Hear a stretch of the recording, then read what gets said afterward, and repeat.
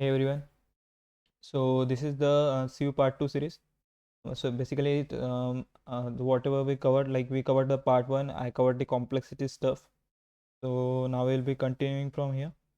So what I will be explaining in this video is like definition of Sieve, what is basic definition, implementation of it. I will explain the complexity. I will explaining like how we derive the complexity and whatever like what optimization can we do and how it is related to like cache. Not like the optimization is not in terms of complexity like it is, but it is not doesn't matter in complexity, but it is very cache friendly. So I will also be explaining the working of segmented sieve. I will also be and I will give one challenge problem for you guys. So for segmented sieve, so you could practice all this concept in only one question. Okay. So basically, what is sieve? So sieve is based on inclusion exclusion mathematically. We exclude we know that for prime representation, prime can be represented as only one form, like it is 1 into p or it's p into 1. Okay. And for composite, there is at least one number that is greater than 1 and not equal to c, like c is equal to a into b, so there will be like one number which is greater than 1 and not equal to c, so that number will be composite. Or you, so we could say that a number having at least one factor greater than 1, the will be composite. So we will be going greedily right here, like here we will assume like we assume first that everything on the number line is prime, like not 1, because 1 is neither a prime nor composite. So I will starting from 2, and from 2 we will jump in harmonically like I said before, and I will be crossing all its multiple like 2, 4, 6, 8, 10. See in the red part, they are the multiples of 2. We have already crossed them out because they are not prime. Then we'll continue the same after reaching the limit. Here is the n is the limit. After reaching it, we will stop, and then we will continue again. So we done with 3. Now we will start from 3. Sorry, we done with 2. We'll start from 3. So we will be removing all the multiples of 3 like 6, 9, 12, 15. So this was the basic definition of C, right? So you got it. So we know that like greedily we could show the proof like in this way. We will always get all the primes in less than n, where n is the limit up to which you have to find all the primes. Okay. So first I will be explaining the implementation. So basically what I said that we assume everything prime. So in implementation we'll do the same thing. We will assume like we will make this all true like is prime, and then whatever they are the multiples, we will cross them out, and it's the same thing as I explained in previous video like harmonic sum. That but here we will not do it for every I. We'll do it for only primes like 2, 3, and I already told you like we will be jumping on only primes because we have already crossed all the multiples of primes less than some number. Okay. So this guarantees that one sec. So this guarantees that we will be always jumping on only prime. Okay. So now after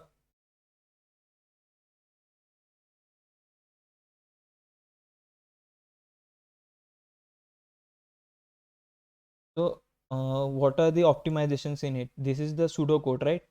So basically they are the harmonic jumps. You could analyze it. Its complexity will be n log n. But less than that, I will explain how we will be calculating complexity of. I will explain this for this part. I will explain the complexity, and I will do the first optimization. Like optimization will be j is equal to I into I. We will replace it here, and then I will be do second optimization. I into I is less than n. So basically in complexity, if you calculate the complexity in terms of this optimization, it doesn't seem like it's so like significant improvement, but in terms of like cash nature, it is very useful because whatever we are jumping very very high. Okay, like I plus I, and it is not very cash friendly. Like I will explain the cash friendly nature, what is the cash friendly nature later. But let's assume like these are like cash friendly. Okay, now we will be continuing the derivation. Okay,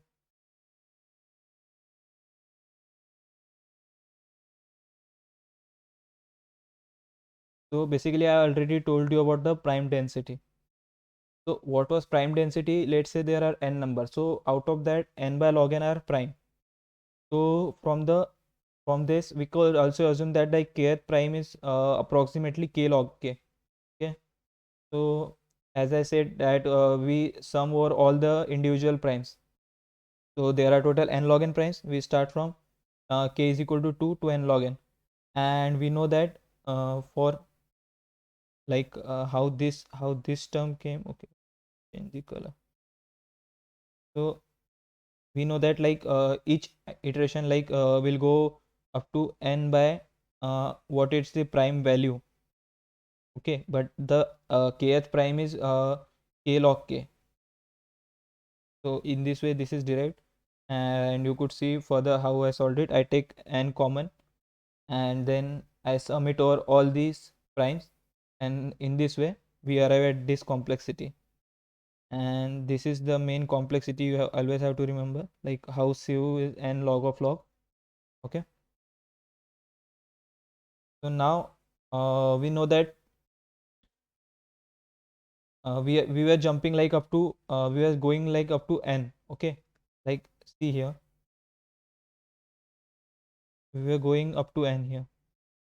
This was the part, but I changed it to I into I less than n.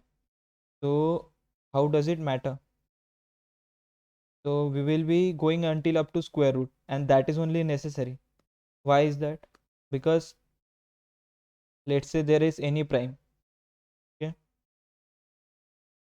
the prime let's say let's take a big number, like let's say 13 30. Okay, so it could be written as 3 into 10, or it could be written as let's say a into b. So what could be the highest limit of a?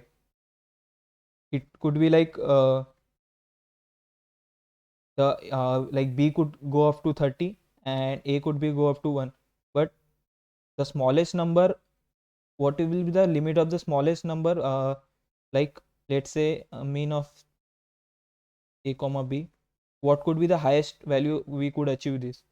So we know that if you plot the graph of x into y is equal to 30, so this will be the highest value of it. Okay, so this will be around square root of 30, like it will be equal, right? X equal to y, for x equal to y we will achieve the maxima. So it will be like x equal to square root of 30, we will achieve that. So in same way this works. Okay, so after optimization we are going up to only n. So basically now also like y are written like I into I, you got that right? I into I less than n. Basically this is same as I is less than square root of n, or you could also implement as I is less than n by a. Okay, so whatever will be this complexity. Okay, so now after optimization too, so we are going up to, we are only sieving up to until root n, right? As I explained here. So the term upper bound only will be changed, like this one n by log n will be changed to root n by log root n. Okay, one second, point it. So only this term will be changed, rest will be same as above derivation. So only term we could directly put here is like root n. And now uh, if you say now you will argue that why is it significant? Okay, so basically it is not that significant, but in terms of cache it is very useful. I will show you why. So basically I exam there is like I will, so this is I have assumed some random array, and basically what cache optimization does is whenever you access like numbers in closer to each other, so they cache optimization does it very fast. Okay, like let's say these are the same n square complexity loops, right? Here it is I is less than n, and here it is j is less than n. Now we are doing this sum, and for same here we will be doing the same thing, but we have changed only the order. Okay, I have done like j is equal to 0, j is less than n, and I is equal to 0, I is less than n. See the difference? It is same as complexity n square, but it is significant difference in cache memory. Okay, so I have already ran it out here. So basically the you could see the time difference. It's basically 0.04 second, and it's 1.18. So see the difference between those two. Okay, I will give the link. You could analyze it much better. And also there is like one like good thing is that if you notice, if you remove the cout part, like output part in C++, so it will give both the time here 0 seconds. So that is very funny, because it is called C++ optimization. So you could try that out on your own. Okay,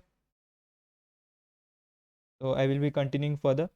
So what we discuss right now is we discuss numbers, we discuss Sieve definition, and I explained to you how we derived the complexity of it, right?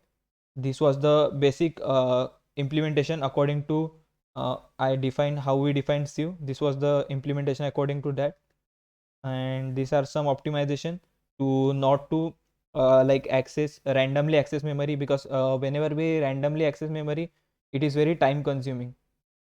So it is more better to do it like this. Okay, now we will jump to the segmented Sieve. So basically what segmented Sieve is, it is based on Sieve only concept, Sieve and harmonic jumps, and I will explain it through the question. There is also one question on SPOJ of segmented Sieve. You could try that, or any there are many questions. There are also one question on code shape. You could also try that also. Okay, so basically what is the question? Question is like find primes in the range L comma R, where now see the bound here, it is very large, it's 10 raised to 12. But what is the good thing? Good thing is like the difference between upper bound and lower bound is less than equal to 10 raised to 6. So we will try to utilize it. Okay, this is the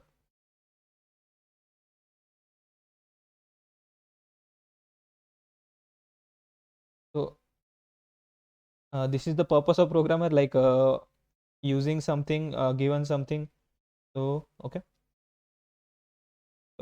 so what is the basic algorithm behind it? So basically algorithm is like we pre-calculate all the primes until what I said before, like it will only be necessary up to square root of r. So basically upper bound is 10 raised to 12, so I am not calculating unless always like square root of r. I am assuming like worst case, so I am pre-calculating up to 10 raised to 6, and then apply harmonic jumps in range L comma R. So doing the same thing but in different way. So I assume like whatever the primes are, so I will be crossing their factors in L comma R. So let's say this is L.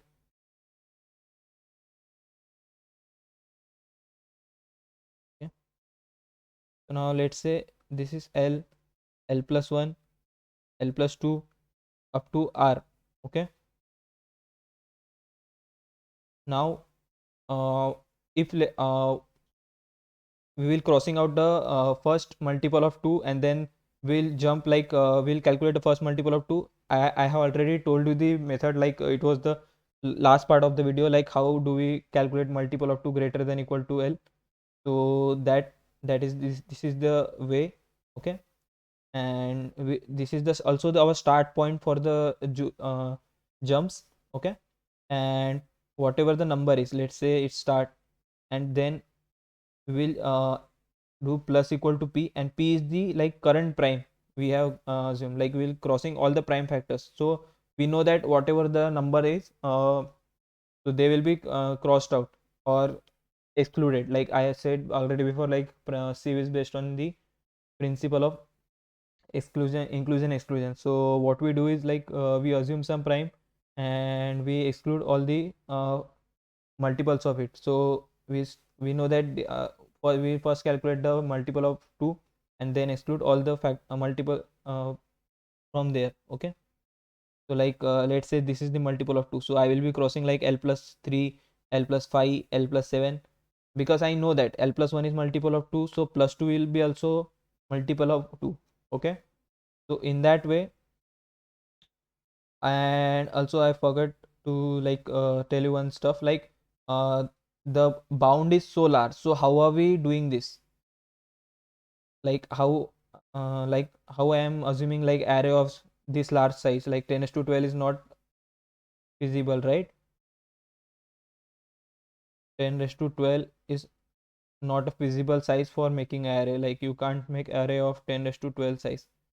So, but we know that like r minus l plus 1 is less than equal to 10 to 6. So what offset array does is it basically assumes some number, like let's say array of r, but we are not showing here array of r, we are removing a limit from it, like lower limit we will be removing minus l. Okay, always whatever like whatever I we assume array of I, so it will I will array of I is basically array of I minus l. So this is called offset array. Basically this is just a trick to fit like large number, because it is a continuous range, but it is still total numbers are like 10 to 6, right? So it is just a mathematical trick, right? Okay, so now once we know that, remember like what I said, uh, this is the, so basically this one.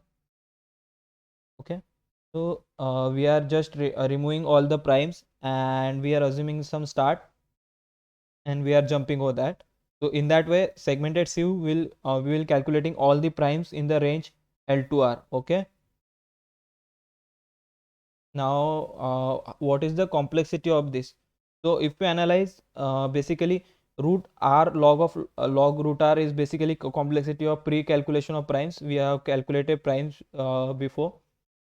Okay, up to root r, remember that, because only up to root r is needed, up to 10 to 6 whatever I said. So that's complexity of this.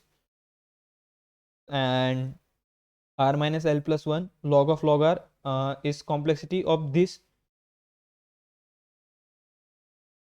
is complexity of this above loop. Total whole of this loop is r minus l plus 1 log of log r. Okay, there is also another implementation. The implementation is basically whatever we are not pre-calculating primes, we are directly going up to square root of r. I already told you before, like I into I is less than equal to r, is basically I is less than equal to square root of r, which also can be written as I is less than equal to r by I. So mathematically uh, this is equivalent, but each version has its own uses. Like this one is useful to handle overflow. In some question I have used it in some question, like there is one question on code shape like pp div, I guess its name is there. So uh, I have used like this version to avoid overflow for large numbers. It was not exactly like this, but this trick is useful for avoiding overflow. It's used in many codes.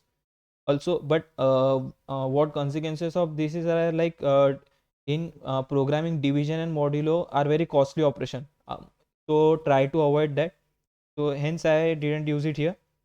I went with like I into I less than equal to r. And if you analyze the complexity of this, so basically this is same as this, only first line is changed. Like for prime p, for prime array, like I am iterating over each prime in my prime array, and crossing out all the primes, crossing out all the multiples of that prime, okay, sorry, and that I will make to 0.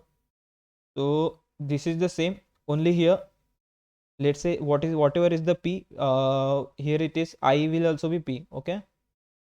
This is basically same. Cool. Remember that it is not if not equal to prime of I, that's this is not here, because uh, we are removing all the factors greater than L, which might be greater than I into I, okay. So it is not the case here, so it is not useful here, okay. So hence its complexity is log r, not log of log r, okay. Yeah, so that's it for this video. And if you understood like this segmented sieve, so you could also try SPOJ NDIV. I will link my implementation to it, like how I solved, okay.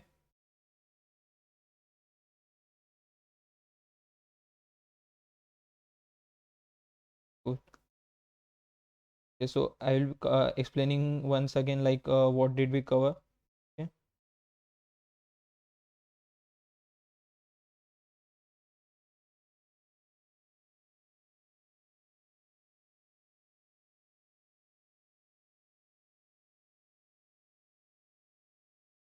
Okay, so basically sieve, I explained the basic definition. I have explained what is cache friendly nature. I also given the code, play with it, like it is very good to know stuff about programming. I have explained the complexity, okay. Basically I have explained the segmented view, assuming some question. So what is segmented view and how harmonic jumps help to calculating primes in certain range, which are like normally not possible. So still basically we are utilizing the complexity of harmonic jumps here, and we are we calculated prime like this, okay. So whatever you don't understand, you could ask on group, like whatever part here you don't understand, okay. We have Telegram group for it. Cool. That's it for this video. Thank you guys.